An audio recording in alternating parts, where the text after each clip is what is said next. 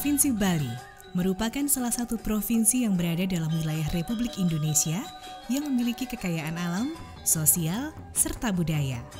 Secara geografis, Provinsi Bali terletak antara Pulau Jawa dan Pulau Lombok. Provinsi ini memiliki relief dan topografi berupa pegunungan yang membentang di bagian tengahnya dari barat hingga ke timur.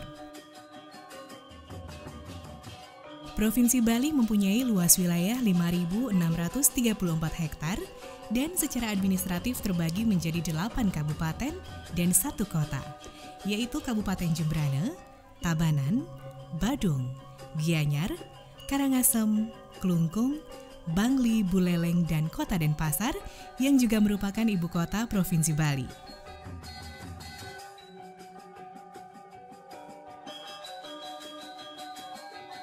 Kabupaten Klungkung merupakan salah satu kabupaten yang ada di wilayah administratif Provinsi Bali. Kabupaten ini memiliki banyak catatan sejarah dalam terbentuknya Provinsi Bali karena Kabupaten Klungkung pernah menjadi pusat pemerintahan di Bali pada masa kerajaan. Klungkung didirikan pada tahun 1686 oleh Ide Idewo Agung Jambe yang merupakan penerus dinasti Gelgel. Saat itu, Kerajaan Gelgel merupakan pusat kerajaan di Bali dan masa keemasan kerajaan ini terjadi saat masa pemerintahan Dalem Watu Renggong, di mana kemakmuran dan kesejahteraan rakyat berhasil dicapai.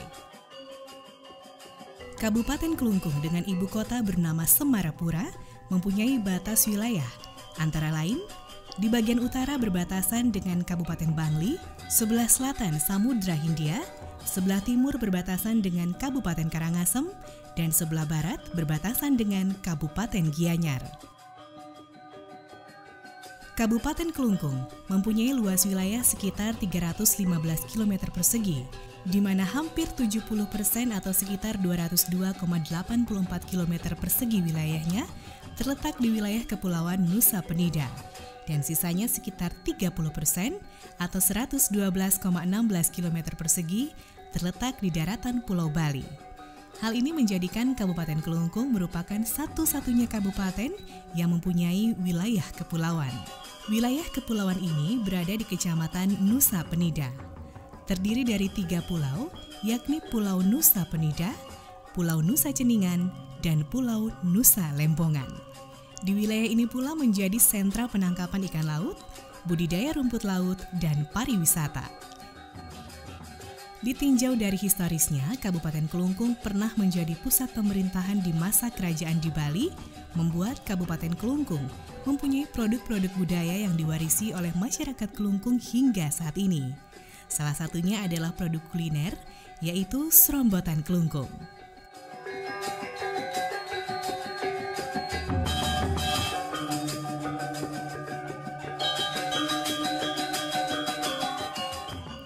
Serombotan Klungkung merupakan kuliner berbahan dasar sayuran yang diolah dengan cara direbus. Bahan baku serombotan merupakan sayuran yang tumbuh di wilayah Kabupaten Klungkung atau bahkan hampir bisa ditemui di seluruh wilayah Provinsi Bali.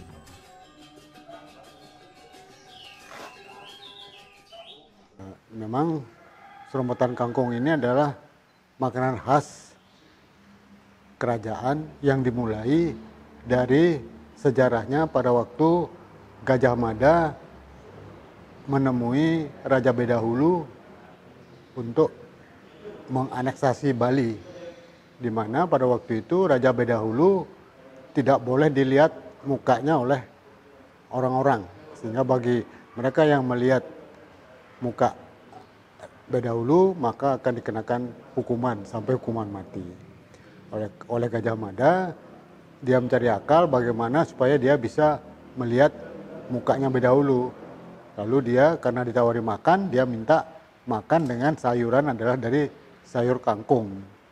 Sehingga kangkung ini, karena kalau untuk makan kangkung itu harus dia mendongak, maka dapatlah dia melihat mukanya Bedahulu. Ya, sejak itu pada waktu leluhur kami dikirim ke Bali, mungkin dipesankan bahwa kenanglah sayur kangkung ini, karena kayu kangkung ini adalah pembuka jalan kekuasaan Majapahit mulai di Bali. Jadi sejak itu dijadikan makanan khas dari kerajaan. Tapi kemudian juga karena enak, maka juga dijadikan membudaya ke seluruh masyarakat. Dan sekarang juga tidak hanya di Kelungkung, tapi juga ke seluruh Bali. Jadi sudah merupakan makanan kegemaran dari seluruh Bali dengan nama serobotan kangkung. Kalau kita bicara serobotan, ini salah satu bentuk kuliner. Nah ini kuliner yang menurut kacamata sekarang itu sangat-sangat menyehatkan. Karena apa? Karena kuliner itu adalah kuliner sayur mayur. Semua terdiri dari sayur mayur. Itu mulainya kapan? Ya mulainya tidak bisa dicari secara pasti. Tapi yang jelas itu merupakan kuliner yang sudah berabad-abad dikonsumsi oleh masyarakat di Kelungkung. Ya mungkin juga masyarakat lainnya. Cuma yang memberi sebutan serobotan itu adalah orang di Kelungkung. Artinya dagang-dagang di Kelungkung itu membuat sayur mayur. Nah itu yang disebut serobotan, itu terdiri dari unsur-unsur sayur. Bahan baku pembuatan serombotan kelungkung sangat gampang dibeli di pasar tradisional. Demikian juga dengan cara membuatnya sangat mudah untuk dipraktekkan oleh setiap orang. Serombotan kelungkung dalam pembuatannya dibagi dalam 3 bagian, yaitu pertama, bahan sayuran, kedua, sambal kelapa, dan yang ketiga adalah sambal koples atau sambal kacang. Pada bahan utama sayuran terdiri atas sayur kangkung, kecipir, buncis, pare, terong bulat, toge, kacang polong, kacang merah, dan kacang panjang. Pada bumbu kelapa terdiri atas kelapa, bawang putih, bawang merah, gula merah, kencur, garam, cabai merah besar, cabai rawit, terasi, dan jeruk purut. Sedangkan untuk bumbu koples terdiri atas kacang tanah, bawang merah, bawang putih, gula merah, kencur, cabai merah besar, cabai rawit, terasi, dan jeruk purut.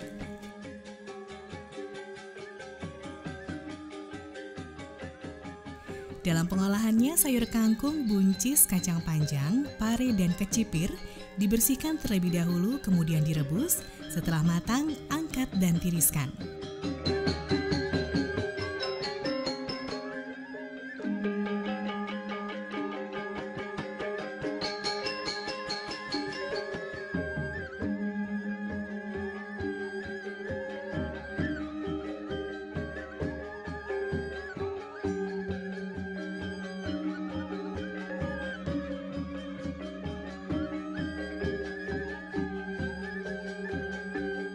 Kemudian sayuran ini dipotong-potong. Khusus untuk kangkung, biasanya setelah ditiriskan, maka kangkung akan disuir-suir sehingga menjadi bagian yang lebih tipis.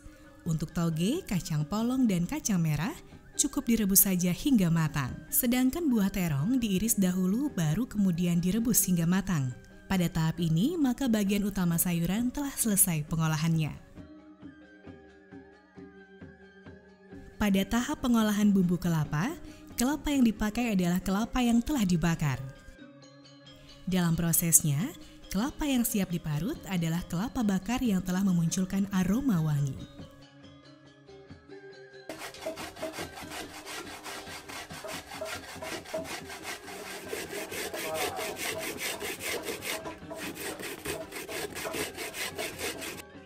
Selanjutnya adalah terasi bakar serta bumbu yang lainnya, kemudian dihaluskan dengan cara diulek maupun ditumbuk hingga tercipta tekstur yang lembut. Setelah itu, maka bumbu yang telah ditumbuk ini kemudian dicampurkan dengan kelapa parut, diaduk hingga tercampur dengan rata. Kemudian diisi dengan perasan jeruk purut secukupnya hingga menimbulkan bau wangi bumbu khas kelapa. Setelah selesai, maka bumbu kelapa sudah siap untuk disajikan. Pada tahap pembuatan bumbu koples, bahannya yaitu kacang tanah yang telah digoreng, Kemudian dihaluskan dengan cara diulek maupun ditumbuk dengan seluruh bumbu yang telah disiapkan.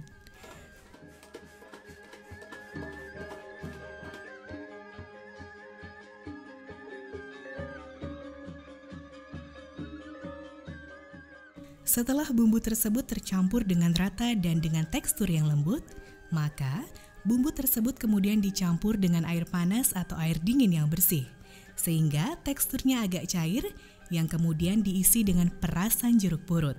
Pada tahap ini, maka proses pembuatan bumbu koples telah berakhir. Secara tradisional, maka penyajian serambotan kelungkung ini akan disajikan dalam wadah yang cukup besar dengan alas dari daun pisang yang dihias. Selanjutnya penempatan sayuran utama diletakkan dalam satu wadah, sedangkan penempatan bumbunya kemudian dipisah.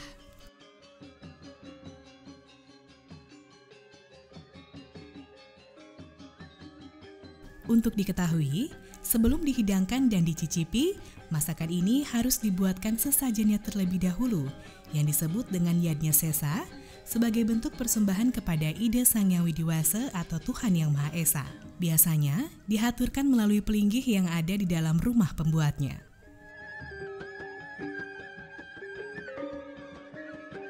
Dalam penyajiannya, serambotan kelungkung biasanya tidak berdiri sendiri, namun disajikan dengan nasi putih atau nasi sele maupun nasi jagung.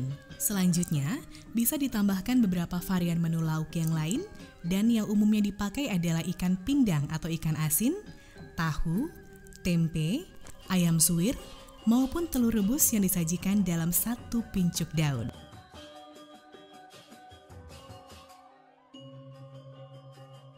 Kini, serambotan kelungkung sudah tersebar luas hampir di setiap daerah, terutama di Pulau Bali. Masakan ini telah tersaji setiap saat dan sangat mudah sekali ditemui di wilayah Bali, utamanya pada pasar-pasar tradisional, dengan harga yang sangat terjangkau, serta dengan penyajian dengan menggunakan pincuk daun pisang. Ini juga menjadi indikasi bahwa serambotan kelungkung mempunyai peran dalam roda perekonomian masyarakat Bali. Serambotan bungkus 5.000, nasi 10.000. Kadang juga permintaan itu. Yeah. Ada yang lebih, kadang-kadang Yeah. 15.000. Jangan jimonike, kadang-kadang benten Patokan ini gimana ke? Patokan ya. 5.000, 10.000 kalau nasi. Makanan itu, serambotan satu bungkus 5.000 kadang. Serambotan manten 5.000. Daging makanan 10.000. Daging nasi. Kecuali permintaan lain kalian malah kan. Ada yang minta 15.000, misalnya 20.000 gitu. Kuliner tradisional yang dimiliki oleh masyarakat tentu saja tidak terlepas dari historical atau sejarah terbentuknya masyarakat tersebut. Demikian juga dengan serambotan. Serambotan tidak hanya sekedar makanan untuk memenuhi kebutuhan hidup keseharian, akan tetapi ditinjau dari sisi sosiologis dan antropologis, serambotan mempunyai fungsi serta nilai bagi masyarakatnya, khusus bagi masyarakat Kabupaten Kelungkung. Adapun fungsi serambotan adalah: yang pertama, fungsi biologis. Serambotan yang terbuat dari bahan dasar berupa sayuran mampu memberikan asupan berupa serat alami serta vitamin yang dibutuhkan bagi tubuh. Dengan mengkonsumsi serambotan, maka kebutuhan tubuh terpenuhi. Dengan demikian, akan memacu regenerasi sel tubuh yang membawa dampak meningkatnya kebugaran, kesehatan bagi yang mengkonsumsinya. Yang kedua, fungsi historis. Menikmati serambotan akan membawa ingatan sejarah kita ke masa lalu, bahwa serambotan pada masa lalu adalah makanan kerajaan, makanan raja dan keluarga raja di Bali pada umumnya, dan Raja Kelungkung beserta keluarga pada khususnya. Namun dalam perkembangannya, serambotan bisa dinikmati oleh semua golongan masyarakat hingga saat ini. Yang ketiga, fungsi sosiologis. Saat ini serambotan tak hanya menjadi makanan keseharian bagi masyarakat Bali secara umum maupun masyarakat Kelungkung secara khusus. Serambotan dengan cita rasanya yang khas menempatkan sebagai media diplomasi budaya yang mempresentasikan Bali secara umum dan Kabupaten Kelungkung khususnya. Serambotan kerap kali disajikan dalam acara perjamuan formal yang diselenggarakan di lingkup kabupaten, provinsi, nasional, bahkan acara perjamuan dalam event internasional. Yang keempat, fungsi edukatif. Serombotan memberikan pengetahuan kepada kita tentang keberadaan sayur serombotan itu sendiri. Mulai dari sejarah, bahan-bahan yang dipergunakan, bumbu-bumbu yang digunakan, cara meracik bumbunya, cara memasak sayurannya, cara penyajian untuk konsumsi keseharian, hingga konsumsi pada event-event penting, seperti event pernikahan, perjamuan dengan tamu-tamu penting, atau undangan-undangan kehormatan, dan lain sebagainya. Yang kelima, fungsi ekonomi. Pada sektor ekonomi, serombotan juga berperan dalam menunjang perekonomian masyarakat, khususnya bagi pedagang serombotan. Karena melalui usaha dagang serombotan yang sudah pasti laris manis setiap harinya, akan mendatangkan rezeki yang sudah barang tentu, akan dapat menunjang kehidupan ekonomi dari pelaku usaha atau dagang serombotan tersebut. Terlebih akhir-akhir ini berkembang wisata kuliner. Serombotan menjadi sebuah komoditi kuliner tradisional yang dicari oleh wisatawan lokal maupun internasional yang mengunjungi Pulau Bali. Sedangkan nilai-nilai yang terkandung dalam serombotan diantaranya, yang pertama, nilai spiritual. Serombotan dengan bahan dasar sayuran dan diolah dengan cara yang sederhana, namun mampu memberikan sebuah cita rasa yang nikmat, memberikan sebuah pelajaran akan rasa kebersyukuran terhadap keberkahan yang selalu dilimpahkan oleh Tuhan Yang Maha Esa. Di samping itu, serombotan yang berkembang dari masyarakat Bali yang berlatar belakang tradisi serta agama Hindu. Maka, di saat melakukan rutinitas dalam mengolah bahan dasar hingga menjadi sebuah makanan serombotan yang siap saji, selalu diawali dan diakhiri dengan beryadnya. Salah satu yadnya setelah selesai membuat kuliner tradisional ini yaitu ngejot, yakni menghaturkan sesaji berupa nasi dan serombotan ke pemerajan atau sanggah. Hal ini merupakan bentuk kegiatan berdoa, mohon berkah dan keselamatan kepada Ide Sang Yang Widiwasa, Tuhan Yang Maha Esa. Yang kedua, nilai estetika atau nilai keindahan. Serombotan yang bahan dasarnya terdiri dari sayuran memancarkan estetika atau keindahan tersendiri. Hal ini terpancar dari warna dasar sayuran yang menjadi bahan dasar serombotan. Misalnya, kangkung yang hijau segar, sayur bayam yang hijau segar, terong bulat yang segar, kacang panjang, utik-utik, buncis, kecambah, kacang tanah, bawang merah, bawang putih, cabai besar, cabai kecil, kelapa, minyak asli tandusan, kesemuanya memanjakan mata dan meningkatkan hasrat untuk menikmatinya. Dalam dunia fotografi, serombotan bisa menjadi objek dalam food fotografi. Terlebih dipadukan dengan kemasan saji tradisional yang terbuat dari daun pisang, akan mempresentasikan makanan khas dari Bali, khususnya kelungkung. Yang ketiga, nilai cita rasa. Serombotan mempunyai nilai cita rasa tersendiri yang tidak dapat dibandingkan dengan kuliner lainnya. Perpaduan rasa pedas, manis, asam, asin, gurih, nikmat yang bersatu padu membentuk cita rasa yang khas sehingga membuat penikmat serombotan menjadi dibuai kenikmatan. Di samping itu, di balik cita rasanya yang khas, serombotan memberikan manfaat positif bagi tubuh. Berbagai kandungan vitamin yang terdapat dalam sayuran menjadikan serombotan sebagai makanan peningkat daya tahan tubuh. Kini, serombotan kelungkung telah menjadi salah satu bagian dari wisata kuliner yang ada di Bali. Pariwisata kuliner menjangkau semua kelompok umur, karena masakan adalah bentuk seni yang dapat menjangkau seluruh panca indera. Serombotan kelungkung telah membuktikan dirinya sebagai bagian dari keanekaragaman kuliner Nusantara dan keanekaragaman makanan di bumi pertiwi Indonesia. Keragaman kuliner tradisional layaknya harta karun yang terpendam. Masih banyak yang langka dan relatif belum dikenal atau jarang dipresentasikan secara nasional maupun internasional. Serombotan kelungkung mempresentasikan kekayaan kuliner Indonesia. Bukan hanya kaya akan rasa, tetapi juga tekstur dan bahan dasarnya. Dan harus diakui bahwa kuliner Indonesia memang unik, seunik masyarakatnya yang beragam, dengan ragam sejarah yang menyertainya.